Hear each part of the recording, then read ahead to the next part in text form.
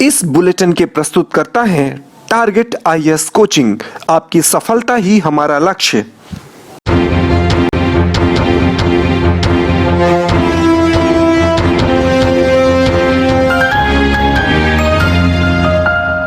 नमस्कार, आप देख रहे हैं रीवा दर्शन। मैं सचेता बघेल आपके साथ। आइए जान लेते हैं क्या है आज की प्रमुख खबरें। अब नहीं होगी रीवा में ऑक्सीजन की कमी। पूर्व मंत्री व रीवा विधायक की पहल पर रीवा पहुंची 30 कंसंट्रेटर मशीन। कोरोना कर्फ्यू का पालन कराने शहर में पुलिस ने निकाला फ्लैग मार्च। बढ़ते संक्रमण को रोकने विधानसभा अध्यक्ष ने की लोगों से अपील। 1 मई से लगेगा 18 वर्ष तक के उम्र के लोगों को वैक्सीन का टीका। केंद्र सरकार की पहल पर लिया गया यह निर्णय। रीवा शहर में बस चोरी का मामला आया सामने। पुलिस ने बस चोरी करने वाले आरोपी को किया गिरफ्तार और बहला फुसलाकर युवती का किया गया अपहरण। पुलिस ने किया मामला दर्ज। आइए जान लेते हैं इन खबरों को विस्तार से।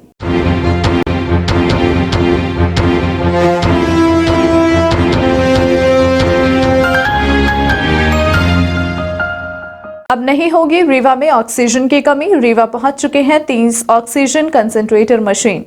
पूरे देश सहित रीवा जिले में अब बढ़ते कोविड-19 के प्रकोप को देखते हुए लगातार शासन प्रशासन स्तर पर अनेकों प्रयास किए जा रहे हैं ताकि संक्रमण के प्रकोप को रोका जा सके। जिस तेजी के साथ संक्रमण का प्रकोप बढ़ रहा है उसे देखते हुए ऑक्सीजन की कमी स्वाभाविक है, जिसकी पूर्ति किए जाने अनेकों प्रयास किए जा रहे हैं। इसी कड़ी में पूर्व मंत्री व रीवा विधायक राजेंद्र शुक्ल द्वारा विधायक निधि की राशि Rewa collector doctor Ilaiyaraaja T को सौंपी गई, जिसके बाद रीवा कलेक्टर ने ऑक्सीजन कंसंट्रेटर मशीन खरीदने सहित अन्य जिम्मेदारियां मुख्य कार्यपालन अधिकारी जिला पंचायत स्वप्निल वानखड़े को दी, जिसके बाद इनके द्वारा संक्रमित मरीजों को सुविधा मुहैया कराने 30 ऑक्सीजन कंसंट्रेटर मशीन रीवा मंगवाई गई, जिसके माध्यम से 60 अतिरिक्त बेडों को ऑक्सीजन उपलब्ध कराया जा सकेगा। रीवा विधायक व पूर्व मंत्री मध्य प्रदेश शासन के इस सराहनीय पहल के बाद वैश्विक महामारी की मार झेल रहे लोगों के साथ साथ जिले भर के लोगों ने राहत की सांस ली है। बढ़ रहे कोरोना संक्रमण के लगातार प्रकोप के बाद जगह जगह ऑक्सीजन की कमी देखी जा रही थी, जिसकी पूर्ति करने की दिशा में श्री शुक्ल ने तत्परता दिखाई और तत्काल विधायक निधि का खजाना खोल दिया ताकि ऑक्सीजन की कमी को पूरा किया जा सके, जिससे लोगों के इलाज में भी किसी प्रकार की समस्या न उत्पन्न हो। रीवा विधायक राजेंद्र शुक्ल द्वारा विधायक निधि 2021-2022 की राशि Rewa collector doctor Ilaiyaraaja T को सौंपते हुए कहा कि जो भी आवश्यक चीजें हैं उनकी पूर्ति करने में कोई कसर ना छोड़ी जाए ताकि मरीजों को किसी भी प्रकार की समस्याओं से ना जूझना पड़े। नहीं, अब यहाँ पे जो करीब 450-500 के करीब पेशेंट कोरोना पॉजिटिव और कोरोना सस्पेक्ट जो यहाँ पे एडमिट हैं उनकी इलाज ठीक प्रकार से हो, इसके लिए रूटीन जो हमारी विज़िट होती है उसी में आज मैं यहाँ पे आया था। साथ ही जो 30 कंसंट्रेटर वो भी शुरू हो गए हैं, पेशेंट को लग गए हैं और 60 मरीजों की अब ऑक्सीजन लाइंस के बजाय इस कंसंट्रेटर से उनको ऑक्सीजन मिलेगी। तो एक एडिशनल ऑक्सीजन की व्यवस्था संजय गांधी में जो सोच के की गई थी वो आज उसका लाभ मिलने लगा है। तो लोगों से तो मेरा निवेदन यही है कि घर में रहें और बहुत सावधानी से रहें और मास्क लगाए बिना, बल्कि एक मास्क नहीं डबल मास्क यदि घर से बाहर निकलें तो इस प्रकार से व्यवस्था करके और अपने को बचाएं। हमें खुद को अपने को बचाना पड़ेगा, क्योंकि यदि हम एक बार संक्रमित हो गए तो उसके बाद फिर बेड हो, ऑक्सीजन हो, उसकी एक सीमा है, सरकारी व्यवस्थाओं की एक सीमा है। तो इसलिए कोरोना कर्फ्यू लगाया गया है। अब तो देख रहे हैं आप लॉकडाउन लगने की स्थिति बन रही है। तो गरीबों के लिए मुख्यमंत्री जी ने 3 महीने का राशन मुफ्त में देने का फैसला कर लिया है, उसका डिस्ट्रीब्यूशन शुरू होने वाला है। तो जो हमारे गरीब भाई हैं जो डेली कमाने खाने वाले हैं उनसे मैं आपके माध्यम से ये कहना चाहता हूँ कि निश्चिंत होकर घर में रहें। उनके घर में जो उनके राशन की दुकान है वहाँ से 3 महीने का राशन मिल जाएगा और उनको भोजन की परेशानी नहीं रहेगी। तो इसलिए काम की तलाश में बाहर ना निकलें, जिससे कि वो खुद भी बचें, उनके परिवार के लोग भी बचें और दूसरों को भी बचाने में हम लोग सफल हो सकें, जिससे कि अस्पताल में हम जो मरीज़ आते हैं उनको सुविधा देने में और उनका इलाज करने के लिए अस्पताल हमारे सक्षम बने रहें। ये आज की बहुत बड़ी चुनौती है। वैसे रीवा की नहीं, पूरे प्रदेश और पूरे देश की चुनौती है, दुनिया की चुनौती है कि हम संक्रमित होने से लोगों को बचाएं। इधर विधायक निधि से दी गई राशि के माध्यम से ऑक्सीजन समेत अन्य जरूरी कमियों को पूरा करने की दिशा में रीवा कलेक्टर के निर्देशन पर यह दायित्व मुख्य कार्यपालन अधिकारी जिला पंचायत सीईओ स्वप्निल वानखेड़े को सौंपा गया, जिसके बाद जिला पंचायत सीईओ द्वारा 30 ऑक्सीजन कंसंट्रेटर मशीन मंगवाई गई। ऑक्सीजन मशीनों के आने के बाद 60 नए ऑक्सीजन बेड तैयार किए जा सकेंगे। ये मशीन स्वयं ऑक्सीजन बनाएगी, जिससे ऑक्सीजन की कमी नहीं होगी। बताया जा रहा है कि इस मशीन को ऑक्सीजन सिलेंडर की जरूरत नहीं है।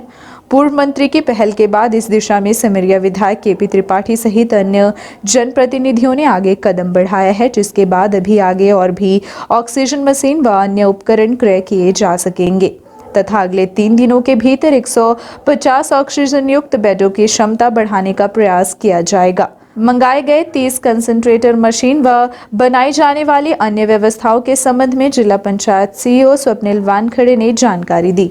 प्रदेश में ऑक्सीजन की कमी को देखते हुए जिला प्रशासन और माननीय कलेक्टर सर ने तत्काल निर्णय लिया है कि ऑक्सीजन कंसंट्रेटर मशीन जिले में बुलाया जाए। माननीय विधायक रीवा विधानसभा इनके अनुशंसा पे 30 मशीनें तत्काल प्रभाव से जिले में बुलाई गई है। ये मशीनें ऑक्सीजन खुद से तैयार करती है, जो भी एयर में ऑक्सीजन है उसको लेके ऑक्सीजन तैयार करते हुए पेशेंट को देती है। एक समय एक मशीन 2 मरीजों को ऑक्सीजन दे सकती है और साथ ही में हमारे 30 मशीनें एक साथ 60 मरीजों को ऑक्सीजन देने के लिए अब सज्ज हैं। आने वाले 3 से 4 दिनों में हम 150 बेड की क्षमता वाले ऑक्सीजन मशीनें जल्दी से लगाएंगे। कोरोना कर्फ्यू का पालन कराने शहर में पुलिस द्वारा निकाला गया फ्लैग मार्च। दर्जनों लोगों के खिलाफ कार्यवाही की गई, जो बेवजह शहर में तफरीक करने निकले थे। संक्रमण के बढ़ते प्रकोप से लोगों को बचाने की दिशा में किए गए लॉकडाउन यानी कि कोरोना कर्फ्यू के बाद जगह जगह पुलिस का पहरा लगा हुआ है। इसके बाद भी शहर में बेवजह तफरीक करने वाले लोगों की भीड़ इधर उधर देखी जा रही है, जिसको रोकने की दिशा में पुलिस व प्रशासन द्वारा शहर में फ्लैग मार्च निकाला गया और बेवजह घूमने वाले दर्जनों लोगों के खिलाफ कार्यवाही भी की गई है। कोरोना संक्रमण की चैन को तोड़ने की दिशा में राज्य सरकार एवं प्रशासन द्वारा प्रदेश भर में कोरोना कर्फ्यू यानी कि लॉकडाउन किया गया है, ताकि संक्रमण को रोका जा सके। लेकिन इसका पालन कराने में समाज के कुछ आवारा और असामाजिक तत्व बाधक बन रहे हैं, जबकि कोरोना कर्फ्यू के बाद भी प्रशासन द्वारा आवश्यक जरूरतों के लिए सुबह 12 बजे तक की छूट दी गई है, ताकि लॉकडाउन का पूर्णतः पालन हो सके।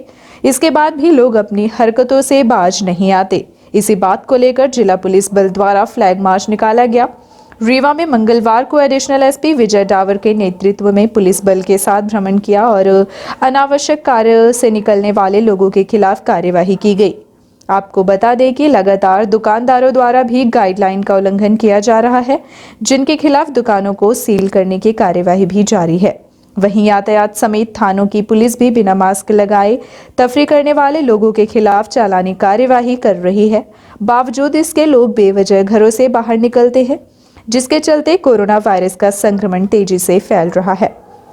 मंगलवार को पुलिस बल द्वारा शहर में मार्च पास्ट किया और दुकानदारों के साथ बिना कार्य के निकलने वाले लोगों को चेतावनी देते हुए समझाइश दी गई।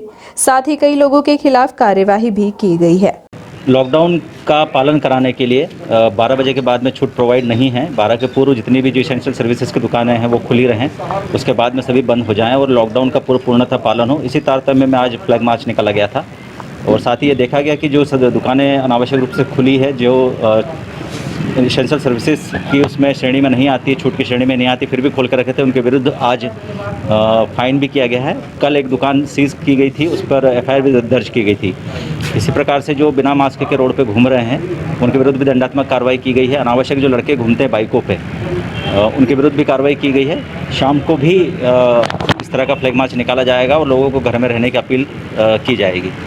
बढ़ते संक्रमण को देखते हुए विधानसभा अध्यक्ष ने प्रदेश सहित जिले के साथ साथ देवतालाब विधानसभा क्षेत्र के लोगों से अपील की है कि इस महामारी को रोकने की लड़ाई में सहयोग करें। शासन प्रशासन लगातार इस दिशा में कार्य कर रहा है, लेकिन यह अभियान तब तक सफल नहीं होगा जब तक आम लोगों की इस दिशा में सहभागिता नहीं होगी। रीवा जिले की जनता को, तमाम मातृशक्ति को, भाइयों को रामनवमी की ढेर सारी शुभकामनाएं देना चाहता हूं। आप सब जानते हैं कि इस समय पूरा देश कोरोना की वैश्विक महामारी से युद्ध कर रहा है। सरकारों द्वारा लगातार इस बात का प्रयास किया जा रहा है कि प्रत्येक कोरोना मरीज को दवाई उपलब्ध हो, बेड उपलब्ध हो, ऑक्सीजन उपलब्ध हो, परंतु इसमें हमारा भी योगदान रहेगा, तभी इस लड़ाई को जीत सकते हैं। हम सब की जिम्मेदारी बनती है कि कोरोना गाइडलाइंस का पूरी तरह से पालन करें, अनुशासन में रहें, घरों से नहीं निकलें। खुद जनता कर्फ्यू लगा करके इस बात का प्रयास करें कि हमारे गांव के भीतर, हमारे समाज, हमारे परिवार का कोई व्यक्ति बाहर नहीं आए जब तक कि बहुत आवश्यक काम न हो। मैं अपने देवतालाब विधानसभा क्षेत्र के मातृशक्ति से और भाइयों से भी खास तौर से अपील करना चाहता हूँ। हालांकि मैंने जिले के लिए भी और प्रदेश के लिए भी जनता से अपील की है, परंतु देवतालाब विधानसभा क्षेत्र के समस्त जनता की खास जिम्मेदारी बनती है को एक उदाहरण प्रस्तुत करें कि चूँकि मैं उनका प्रतिनिधि हूँ और मध्य प्रदेश के भीतर मुझे ये जिम्मेदारी मिली है, तो वो भी एक आदर्श प्रस्तुत करें। इस बात को एक उदाहरण प्रस्तुत करके हम ये बताएं कि हमने देवतालाब के भीतर स्वतः सरकार द्वारा कोरोना गाइडलाइंस का पालन किया है, अनुशासित रूप से रह करके कोरोना को हराने में हम मदद कर रहे हैं। हम आप सब जानते हैं कि कोरोना को यदि हराना है तो हमें कोरोना गाइडलाइंस का पालन करना पड़ेगा।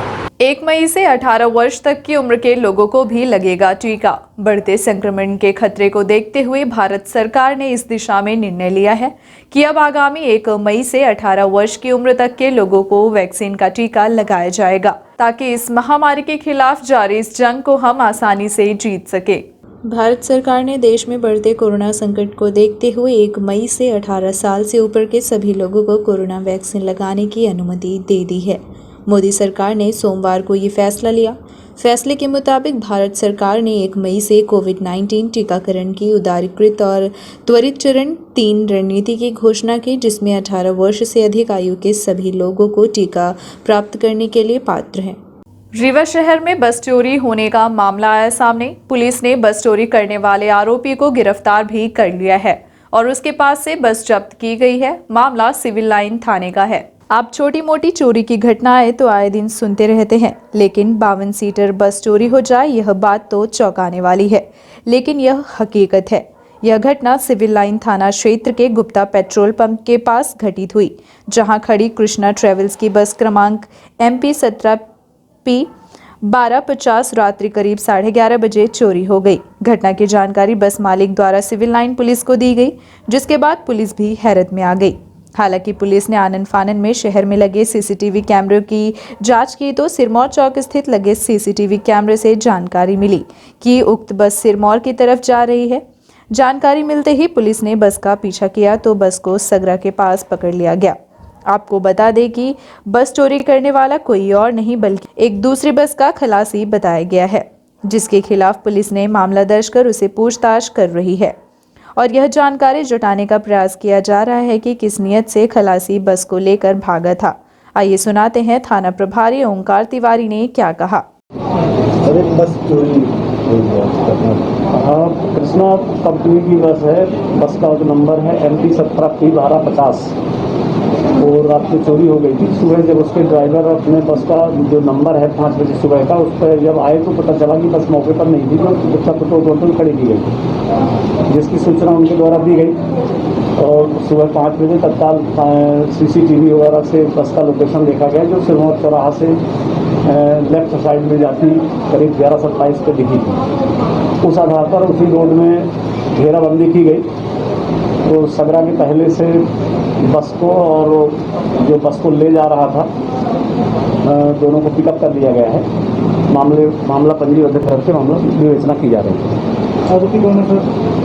आरोपी एक क्लीनियर है जो दूसरे कंपनी के बस में चलता था। बहला फुसलाकर किया गया युवती का अपहरण। मामला रीवा जिले के मनगवा का है, जहां रहने वाली एक किशोरी को दूसरे धर्म के एक युवक ने उसे बहला फुसलाकर उसका अपहरण कर लिया। परिजनों की शिकायत पर पुलिस ने अपहरण का मामला दर्ज कर लिया है और आरोपी की तलाश की जा रही है। परिजनों ने आरोप लगाया है कि मनगवा थाना क्षेत्र के वार्ड क्रमांक 4 निवासी सोहेल अंसारी पिता इस्माइल अंसारी मोहल्ले की किशोरी को बहला फुसलाकर भगा ले गया। किशोरी घर से लगभग 3 बजे बाहर निकली थी। जब लौटकर नहीं आई तो परिजनों ने तलाश शुरू की। आसपास तलाश करने पर जब कहीं जानकारी नहीं हुई तो थाना पहुंचकर शिकायत दर्ज कराई गई। बताया जाता है कि युवक भी घटना के समय से लापता है, इसलिए उस युवक पर संदेह जताया जा रहा है। घटना के बाद स्थानीय लोगों में आक्रोश व्याप्त है। यह पुलिस के लिए चुनौती है कि मामले का जल्द से जल्द पर्दाफाश करे ताकि इस घटना को लोग दूसरे नजरिए से ना देख सकें। 17 तारीख का घटनाक्रम है। सोनी परिवार की एक बालिका है। यह मुख्य रूप से रहने वाले यूपी के हैं। यहाँ पर अपने ननिहाल में नानी के यहाँ पर अपनी माँ के साथ में रह रही थी, जो पिछले फरवरी माह से यहाँ पर निवासरत है। 17 तारीख को वो अचानक घर से कहीं चली गई थी। उस पर जो है थाना मनगवा में अपराध पंजीबद्ध किया गया है। एक लड़के पर संदेह व्यक्त किया जा रहा है, उसके संबंध में भी तलाश पतासाजी की जा रही है और मोबाइल के आधार पर साइबर की मदद से दोनों को लोकेट कर पता लगाने का प्रयास किया जा रहा है। एडिशनल एसपी के कार्यालय में पदस्थ सैनिक द्वारा हंगामा करते हुए उसका वीडियो वायरल हुआ है। देखिए आरक्षक क्यों हंगामा कर रहा है। मैं इसको FIR ही कराऊंगा। करवा दीजिए, हम ले चला जाऊंगा। नहीं, समस्या क्या है आपको? समस्या ये है कि TI साहब जो है ये मुर्गी न मारे। बता दो TI साहब का मुर्गी न मारे, शेर मारे। ठीक है TI साहब यहाँ में थे तो यही जो है। नहीं तो आज आपको क्या समस्या हो गई? ये बसोरों का डलिया टोपरी क्यों नहीं दे रहे हैं? गरीबों का आसियाना क्या छीन रहे हैं? नहीं तो उससे आपको क्या लेना देना? हमारा ये है कि ये गरीबों का परेशान न करे ये लॉकडाउन में। कौन TI साहब? TI साहब, चाहे SDM हो चाहे तहसीलदार हो। सुनिए पटेल जी, सुनो, चम्मचगिरी मत करना। ऐसा है, सुनो, चम्मचगिरी मत करना, जाओ FIR करा दो। चम्मचगिरी नहीं करें यहाँ पे हंगामा। जी, आपका नाम क्या है? ये नाम मेरा, ये नेम प्लेट है, आप दर्ज कर लो। जी। अच्छा, कहाँ पदस्थ हैं आप? पता तो हम एडिशनल SP कार्यालय मऊगन। मेरी पोस्टिंग SDM कार्यालय 10 साल रहा हूँ। एडिशनल एसपी कार्यालय में पदस्थ सैनिक शिव प्रसाद साकेत का हंगामा करते हुए एक वीडियो खूब वायरल हो रहा है। वीडियो में सैनिक ने पुलिस और प्रशासन पर गंभीर आरोप लगाया है।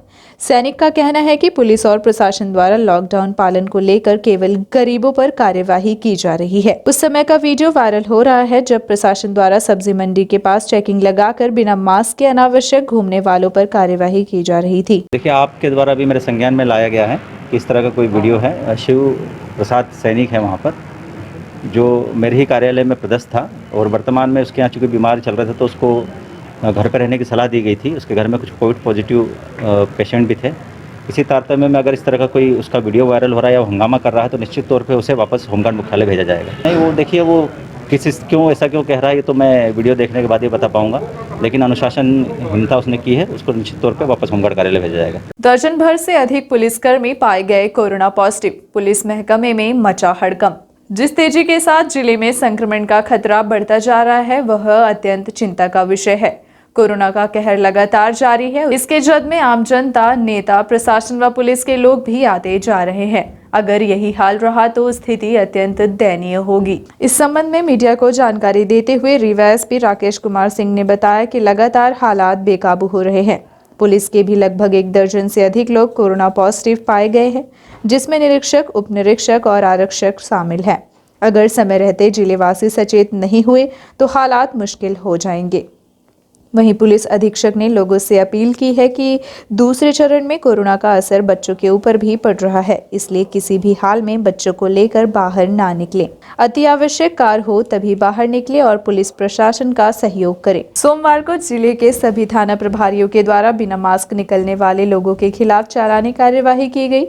सबसे ज्यादा चालानी कार्यवाही यातायात पुलिस द्वारा की गई। दूसरे स्थान पर कोतवाली, हनुमाना और विश्वविद्यालय पुलिस रही। कोरोना वायरस के बढ़ते संक्रमण को देखते हुए पुलिस प्रशासन लगातार गाइडलाइन का पालन कराने का प्रयास कर रही है, लेकिन अब फ्रंटलाइन वर्कर, पुलिसकर्मी और चिकित्सक भी कोविड-19 से संक्रमित हो रहे हैं, जिले में लगभग 1 दर्जन से अधिक पुलिसकर्मी संक्रमित हो चुके हैं, जिसको देखते हुए पुलिस अधीक्षक राकेश कुमार सिंह ने पुलिस लाइन में कोविड-19 आइसोलेशन वार्ड बनाने का निर्देश दिया है, जहां की व्यवस्थाओं का निरीक्षण करने सोमवार को पहुंचे। इस दौरान कोविड-19 वार्ड में आइसोलेट कर्मचारियों से व्यवस्थाओं और उनके स्वास्थ्य के संबंध में जानकारी ली। पुलिस लाइन में बनाए गए कोविड-19 वार्ड में सिर्फ पुलिसकर्मियों और उनके परिवार को रखा जाएगा, जहां सोशल डिस्टेंसिंग का पालन करते हुए बेड और प्रत्येक बेड के पास सैनिटाइजर, मास्क, साबुन और जरूरी वस्तुएं उपलब्ध कराई गई हैं। आपको बता दें कि कोविड-19 संक्रमण जिले में बढ़ता जा रहा है, जिसके शिकार पुलिसकर्मी हो रहे हैं, जिनके सुरक्षा व्यवस्था और स्वास्थ्य को देखते हुए पुलिस लाइन में कोविड-19 आइसोलेशन वार्ड बनाया गया है। लगभग 6-7 कर्मचारी ऐसे भी संक्रमित हुए हैं जो समोस्त चुनाव ड्यूटी कराने गए थे। इसके अलावा हमारे करीब टोटल 2 दर्जन कर्मचारी कोरोना संक्रमित हुए हैं और आप ये सब देख रहे हैं कि एक्चुअल फ्रंट वॉरियर का काम हम कर रहे हैं। हमारी ड्यूटी वैसे ही है जैसे कोविड वार्ड में डॉक्टर की ड्यूटी है। हमारी ड्यूटी बहुत खतरनाक है और लोग समझने को तैयार नहीं है। लोगों को ये लगता है कि हमने गमछा बांध लिया तो हम सुरक्षित हो गए। गमछा बांधना न बांधे हुए मनुष्य से ज़्यादा बेहतर है। आप अपने जीवन को संकट, इस तरफ हमारी माताएं बहनें भी दुपट्टा या साड़ी को मास्क के रूप में करके समझती हैं को सुरक्षित हो गई, वो अपने आप को बहुत गहरे संकट में डाल रहे हैं। पर आप गमछा बांधिए, दुपट्टा बांधिए, लेकिन पहले नीचे मास्क पहनिए, अच्छी गुणवत्ता का मास्क पहनिए ताकि आप भी सुरक्षित हों। और आपकी ड्यूटी के लिए खड़े हुए हमारे जवान भी संक्रमित होने से बचें, क्योंकि आप कल अगर हम ज़्यादा संक्रमित होंगे, आपके लिए कम पुलिस रहेगी तो आपकी सुरक्षा के लिए खतरा उत्पन्न होगा। अपनी पुलिस को बचाइए और हमारे जवानों को अधिक से अधिक संक्रमित होने से बचाइए। सर, कहाँ क्वारंटाइन सेंटर बनाए गए हैं? तो नहीं, अपन ने एक आइसोलेशन सेंटर बनाया है और सभी थानों में व्यवस्था की है कि कोई भी कर्मचारी यदि अपने घर नहीं जाना चाहता है कि थाने में ही रहे, क्योंकि वो फ्रंटलाइन वर्कर है, तो उसको थाने में उसके रहने की व्यवस्था की गई है, ग्रामीण थानों में स्थित थी। आम शहरों में देखा और इसके अलावा जो है पुलिस लाइन में हमने करीब 24 बेड का एक आइसोलेशन सेंटर बनाया है, जिसमें कई कर्मचारी ऐसे हैं जो 1 कमरे या 2 कमरे के मकान में रहते हैं, अपने घर में आइसोलेट नहीं हो सकते, तो ऐसे कर्मचारियों के लिए हमने बनाया है। हम जो हमारे कर्मचारी कोरोना संक्रमित हो रहे हैं उनको हम रख रहे हैं वहाँ पे, और उनको फ्री फूड, दवाई और सारी व्यवस्थाएं हम उनको दे रहे हैं फ्री ऑफ कॉस्ट, ताकि हमारे जवान जल्दी से जल्दी स्वस्थ होकर आ जाएं। और ईश्वर की कृपा और सौभाग्य है कि हमारे सभी जवान कोई भी खतरे के परिधि में नहीं है, सभी हमारे जवान खतरे से बाहर हैं। सर, इतना मना करने के बाद भी पब्लिक रोड पे आ रही है, मतलब देखो ये सब वही लोग हैं जो सड़क पे जानबूझ के आ रहे हैं, वही लोग हैं या तो स्वभावतः जो है निकृष्ट व्यक्ति हैं, या उनको रीवा की आम जनता से कोई प्यार नहीं है। भले ही रीवा के हैं, लेकिन उनको रीवा की आम जनता से कोई प्यार नहीं है। मैं बार बार बोल रहा हूँ कि रीवा को रीवा ही वाले बचाएंगे और पुलिस उनकी सहायता में खड़ी है, तो मिलजुल के काम करें, अपने लोगों को बचाएं। अगर आपका पड़ोस जल रहा है तो आपका घर सुरक्षित नहीं है।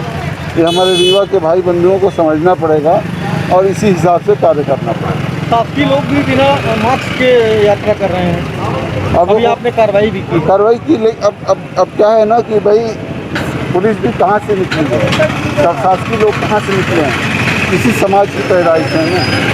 हम कोशिश करते हैं कि शासकीय कर्मचारी जो है उदाहरण बने। कार वालों को हम क्यों सही मास्क पहना रहे हैं, क्योंकि बड़ी गाड़ी को लोग देखते हैं, उनके खिलाफ कार्रवाई क्यों कर रहे हैं, लोग बड़ी गाड़ी को देखते हैं। ड्यूटी में लगी पुलिस को आप क्या कहना चाहते हैं मीडिया के माध्यम से? ड्यूटी में लगी हुई पुलिस को इसलिए हमने सबको फेस शील्ड उपलब्ध कराया है, कई को नहीं हुआ है, जो कल तक सबको फेस शील्ड मिल जाएगा। हम सभी थानों में, सभी चौकियों में अधिक से अधिक मात्रा में सैनिटाइज़र भिजवा रहे हैं। कल तक सभी जगह सैनिटाइज़र पहुँच जाएगा भारी संख्या में। सभी जगह हमने पल्स ऑक्सीमीटर भिजवा दिया है ताकि हर कर्मचारी सुबह अपना पल्स नापे। हम ये सुनिश्चित करा रहे हैं कि जो कर्मचारी संक्रमित है उसका सीटी स्कैन हो। हम अपने जवानों को बार बार कह रहे हैं कि थोड़ा भी संदेह हो आप आइसोलेट हो जाओ, दवाई शुरू कर दो, रिपोर्ट कभी भी आती रहेगी, आप दवाई शुरू कर दो, पुलिस विभाग आपके साथ है। और हम बहुत जल्दी एक किट भी देने वाले हैं जो प्रिवेंटिव किट होगा, उनको हम उपलब्ध करा रहे हैं। जो हमारे फ्रंटलाइन काम करने वाले हैं उनको हम प्रिवेंटिव किट भी उपलब्ध करा रहे हैं। ये हम लोगों से और अपने व्यक्तिगत स्तर से संपर्क करके, स्थानीय लोगों से संपर्क करके सारी व्यवस्थाएं कर रहे हैं। इसके अलावा कलेक्टर साहब ने भी ढेर सारा सैनिटाइजर, फेस शील्ड और मास्क उपलब्ध कराने का कहा है, जो कल तक उपलब्ध हो जाएगा। मैं लोगों को बांटूंगा। विधानसभा अध्यक्ष गिरीश गौतम द्वारा श्याम शाह मेडिकल कॉलेज में चिकित्सकीय उपकरण खरीदने विधायक निधि से 50 लाख रुपए कलेक्टर को सौंपे गए हैं और पत्र के माध्यम से उपकरण खरीदे जाने की बात कही है। मध्य प्रदेश विधानसभा अध्यक्ष श्री गिरीश गौतम ने रीवा के श्याम शाह मेडिकल कॉलेज में कोरोना पीड़ितों के उपचार के लिए राशि स्वीकृत की है। चिकित्सा उपकरणों के खरीद के लिए विधायक निधि से 50 लाख रुपए दिए गए हैं। विधानसभा अध्यक्ष ने कलेक्टर डॉक्टर इलैयाराजा टी को आवश्यक चिकित्सा उपकरणों की शीघ्र खरीद के लिए पत्र लिखा है, जिससे विंध्याचल कोविड-19 की विभीषिका झेल रहे आमजन को समय पर पर्याप्त उपचार सुविधा मिल सके। विधानसभा अध्यक्ष श्री गौतम ने इससे पूर्व श्याम शाह मेडिकल कॉलेज रीवा के डीन डॉक्टर मनोज इंदुलकर को कोरोना पीड़ितों के उपचार के लिए आवश्यक उपकरणों की सूची देने के निर्देश दिए थे। विधानसभा अध्यक्ष ने कलेक्टर को पत्र लिखकर आवश्यक उपकरणों की जानकारी तत्काल प्रेषित करने के लिए पत्र लिखा है। उन्होंने कहा है कि कलेक्टर योजना, आर्थिक एवं सांख्यिकी के भी प्रभारी हैं, इसलिए मेरे विधानसभा क्षेत्र देवतालाब की विधायक निधि से 50 लाख रुपए तक की कटौती करके चिकित्सा उपकरणों की आपूर्ति सुनिश्चित करें। चिकित्सा उपकरणों के लिए यदि अतिरिक्त धनराशि की आवश्यकता होती है तो उसकी भी व्यवस्था की जाएगी। संकट की इस घड़ी में क्षेत्र की जनता को उत्तम स्वास्थ्य सेवाएं प्रदान करके उनके प्राणों की रक्षा करना सर्वोच्च प्राथमिकता है। इसके लिए मैं सदैव तत्पर रहूंगा। रीवा शहर में कोरोना मरीजों की संख्या पहुंची 7,415। मंगलवार को फिर हुई एक की मौत। मंगलवार को भी कोरोना संक्रमण के आंकड़े में कोई खास कमी नहीं देखी गई। स्वास्थ्य विभाग की रिपोर्ट के मुताबिक 1,357 लोगों की जांच के पश्चात 333 लोग संक्रमित पाए गए हैं। इस आंकड़े को देखा जाए तो 30% लोग संक्रमण के शिकार पाए जा रहे हैं, जो आंकड़ा खतरनाक साबित हो सकता है। मंगलवार को जिले में 333 मरीज सामने आए हैं, जिसके बाद जिले में कोरोना संक्रमित मरीजों का आंकड़ा 7,415 पहुंच गया है। वहीं एक व्यक्ति की मौत के साथ जिले भर में अभी तक हुई मौत तो 41 लोग मौत के शिकार हुए हैं। वहीं राहत की खबर यह आई है कि मंगलवार को एक साथ 579 मरीजों ने कोरोना की जंग जीतकर पूरी तरह स्वस्थ होकर अपने अपने घरों को भी वापस लौटे हैं। अभी तक में 5,444 लोग स्वस्थ हुए हैं। हालांकि अभी भी जिले में 1,930 मरीज एक्टिव हैं, जिनका इलाज किया जा रहा है। मंगलवार को कहां कितने मरीज पाए गए हैं, आइए एक नज़र में इसको भी जान लेते हैं। सबसे पहले हम आपको बताना चाहेंगे कि रीवा शहरी क्षेत्र में 128, गोविंदगढ़ में 7, नई गढ़ी में 16, गंगेव में 22, रायपुर करछलियान में 11, मऊगंज में 37, हनुमाना में 15, जवा में 25, देवधर में 29, सिरमौर में 43 मरीज पाए गए हैं। वहीं कुल मरीजों की संख्या 333 बताई जा रही है। कोरोना संक्रमण से लोगों को बचाने की पहल में रीवा उदित इंफ्रावर्ड परिवार ने भी अहम भूमिका निभाई है और आवश्यक उपकरणों के अलावा अन्य व्यवस्था अस्पताल में बनाए जाने 2,51,000 रुपए कोविड रिलीफ फंड में दिए गए हैं। देश प्रदेश एवं रीवा जिले में तेजी से बढ़ते कोरोना वायरस से निजात पाने की दिशा में शासन प्रशासन तो अपना काम कर ही रहा है। इसके साथ ही अब स्थानीय जनप्रतिनिधि, उद्योगपति व व्यापारी भी बढ़ चढ़ कर अपना योगदान दे रहे हैं। इसी कड़ी में मंगलवार को रीवा उदित इंफ्रावर्ड परिवार की तरफ से एडवोकेट विभूति नयन मिश्रा ने भी आगे बढ़कर अपना योगदान दिया है तथा कलेक्टर डॉक्टर इलैयाराजा टी को 2,51,000 रुपए का चेक सौंपा है। आपको बता दें कि विभूति नयन मिश्रा पूर्व विधायक व वर्तमान जिला पंचायत अध्यक्ष अभय मिश्रा के पुत्र हैं। उनके द्वारा संकट की इस घड़ी में लोगों की मदद में उठाया गया यह कदम सराहनीय है। रीवा में सटोरियों का आतंक, पुलिस भी इस पर नहीं लगा पा रही है लगाम। सट्टा के इस कारोबार में लिप्त लोग खुलेआम इस कारोबार को चला रहे हैं और पुलिस ने भी इनसे हफ्ता और महीना वसूल कर इन्हें सट्टे का कारोबार चलाने की खुली छूट दे रखी है। यही वजह है कि शहर में आए दिन अपराध हो रहे हैं, जिस पर लगाम लगाने पुलिस अक्षम दिखाई दे रही है। मंगलवार को 2 सट्टोरियों के बीच आपस में ही गैंगवार हो गई। मामला कोतवाली थाना क्षेत्र अंतर्गत गुरु गोविंद सिंह चौराहे के समीप का है, जहां इन दिनों सट्टा का कारोबार खूब फल फूल रहा है। ऐसा माना जा रहा है कि यह चौराहा सट्टा कारोबार चलाने वालों के पनाह का अड्डा बन चुका है। आपको बता दें कि सट्टा किंग के नाम से अपनी पहचान बना चुके राजू छैला अपने गुर्गे रियाजुल के साथ लंबे समय से सट्टा पर्ची कटवा रहा था और इसका पूरा कारोबार यही देख रहा था। लेकिन धीरे धीरे रियाजुल अंसारी इससे अलग होकर दूसरे सटोरियों के साथ हो लिया, जिनमें फरीद असलम उर्फ मामा, नसीम उर्फ गोली, अदनान आदि लोग शामिल हैं और इन्हीं के साथ सट्टे का कारोबार शुरू कर दिया। बताया जा रहा है कि 2 गुट के सटोरिये इस स्थान पर कारोबार चलाते हैं, जिसके चलते आए दिन विवाद की स्थिति भी निर्मित हो रही है। गत 18 अप्रैल को दोनों गुटों के बीच विवाद गहरा गया, जिसमें रियाजुल अंसारी के साथ फरीद खान असलम उर्फ मामा, शमीम उर्फ गोली समेत अदनान ने मारपीट कर दी। इस बात की जब जानकारी रियाजुल को लगी तो वह सिटी कोतवाली थाने शिकायत दर्ज कराने पहुंचा, जहां पहले से ही दूसरे गुट के भी सभी आरोपी मौजूद थे। इससे माना यह जा रहा है कि पुलिस के संरक्षण में ही शहर के गोविंद सिंह चौक के अलावा अन्य कई जगह सट्टा कारोबार खूब फल फूल रहा है। इधर थाने में एक गुट को संरक्षण दिए जाने का आरोप लगाते हुए दूसरा पक्ष पुलिस अधीक्षक कार्यालय तक पहुंच गया। एसपी ऑफिस पहुंचे रियाजुल अंसारी ने कोतवाली पुलिस पर संरक्षण देने का आरोप लगाया और पुलिस अधीक्षक से जांच कराकर कार्यवाही की मांग की है। घटना ये पहले की है, ये फरीद अंसारी, असलम अंसारी करके ये सट्टे कोरेस का कारोबार करते थे सॉग स्टोर के सामने। तो हमने उसमें ऑब्जेक्शन उठाया, क्या थाना को भी सूचित किया, नहीं माने। तो फिर मैंने अपने वार्ड पार्षद सतीश सोनी अध्यक्ष साहब से कहा, तो अध्यक्ष साहब ने टीआई साहब को कहा, टीआई साहब उठा के लेकर बैठ दिए। फिर आए, वो फिर चालू किए। उसी रंजिश के चलते मुझे मारा गया, मेरा पैसा छुड़ा लिया गया है। कौन कौन मारा है, नाम याद? असलम अंसारी था, फरीद खान घोगर, शमीम गोली, अदनान अंसारी, असलम अंसारी का लड़का। ये कहाँ पर इन लोगों के पास? ये चिकान टोले के पास। कितने बजे घटना हुई? ये शाम 6 बजे घटना है। थाने में शिकायत की? थाने से शिकायत करने गए थे तो थाने में ये सब कोई खड़े थे, असलम अंसारी है सब कोई। हाँ, मेरी कोई सुनवाई नहीं हुई थी, इसलिए मैंने एसपी कार्यालय आया हूँ। अभी एडिशनल साहब से मेरी बात हुई है, एडिशनल साहब ने कहा मैं वायरलेस कर रहा हूँ, आप जाइए FIR दर्ज कराइए। चोट पहुँची है? चोट पहुँची है, मेरी मेडिकल हुई है। क्या चाहते हैं? हम ये चाहते हैं कि इंसाफ होना चाहिए और ये सट्टा का अवैध कारोबार बंद होना चाहिए। इसके लिए चाहे जो भी करना पड़े मैं करूँगा। फोन में आपको गाली गलौज भी? मेरे फोन, हाँ, फोन में मेरे रिकॉर्डिंग है। ये गाली गलौज करते हैं मेरे पास, धमकी देते, जान से मारने की कोशिश करते हैं। कहाँ की शॉप है आपकी? मेरे कपड़ा की शॉप है फरीदा कलेक्शन, फोर्ड रोड में, सिंधी चौराहे के पास। आपकी वाइफ को भी मारे हैं? हाँ, गाली गलौज कर रहे थे ये असलम अंसारी और फरीद खान और शमीम गोली। हमको बीच बाजार में कहा गया कि आप 500 रुपए में बिकती हैं, ऐसा हमको फरीद ने बोला और शमीम गोली भी साथ में था, है ना।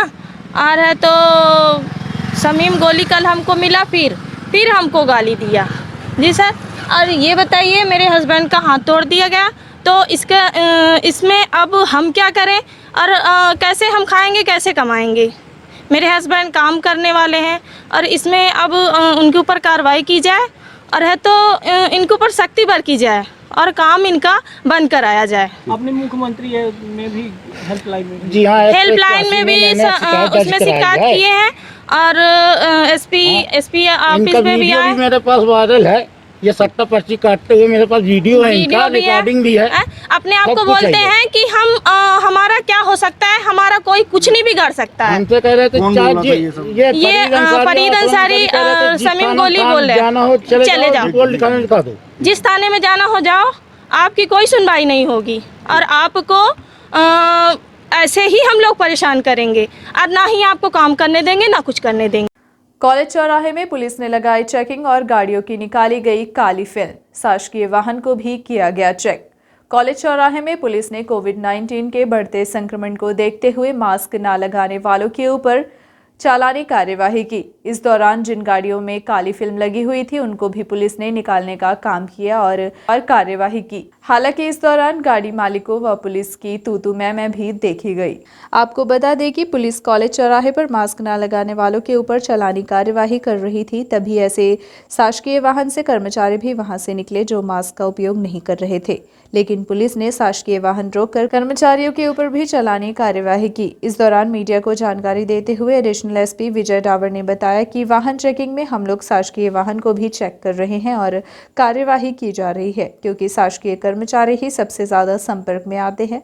वहीं आगे एडिशनल एसपी ने बताया कि सभी पुलिसकर्मियों को भी आदेश जारी किया गया है कि कोई भी थाने में जब भी कोई पुलिसकर्मी आरोपी को पकड़ने जाएगा तो सबसे पहले आरोपी को थाने लाने के पहले सैनिटाइज किया जाएगा और कोविड-19 की जांच की जाएगी। वहीं सभी थानों में मास्क और सैनिटाइजर भिजवा दिया गया है। ये हमारे यहाँ पर प्रमुख चौराहों पर ट्रैफिक पुलिस बल लगा हुआ है और ट्रैफिक पुलिस बल दो तरह के इसमें कार्य कर रहा है।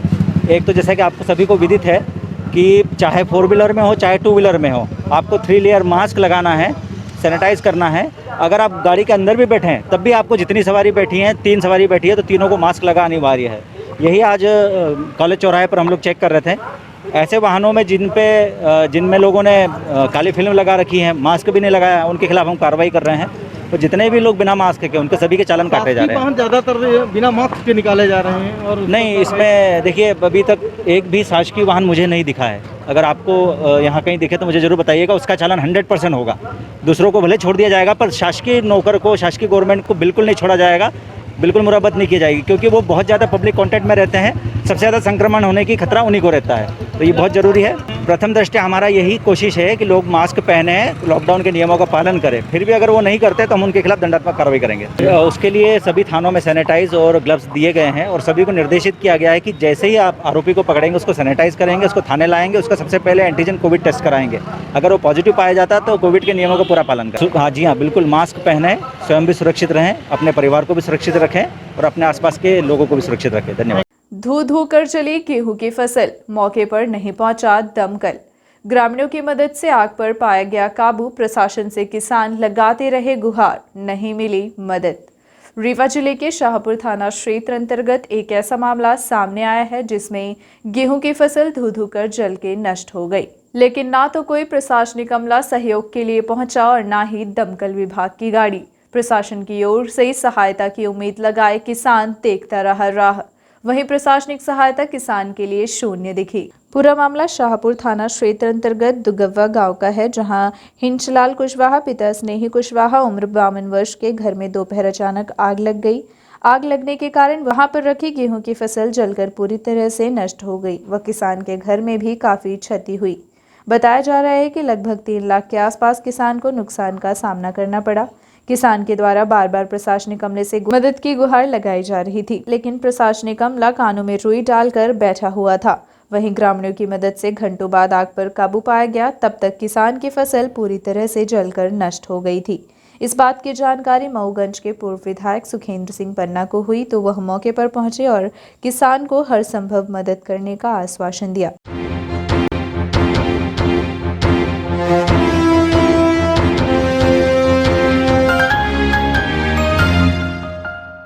अब नजर डालते हैं आज की प्रमुख खबरों पर एक बार फिर।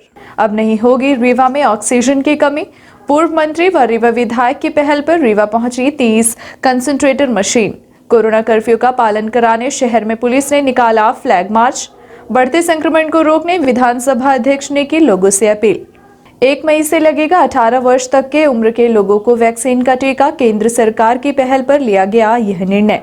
रीवा शहर में बस चोरी का मामला आया सामने। पुलिस ने बस चोरी करने वाले आरोपी को किया गिरफ्तार और बहला फुसलाकर युवती का किया गया अपहरण। पुलिस ने किया मामला दर्ज। ये थी आज की प्रमुख खबरें। आगे की खबरों के लिए बने रहे रीवा दर्शन के साथ। दीजिए हमें इजाजत। नमस्कार।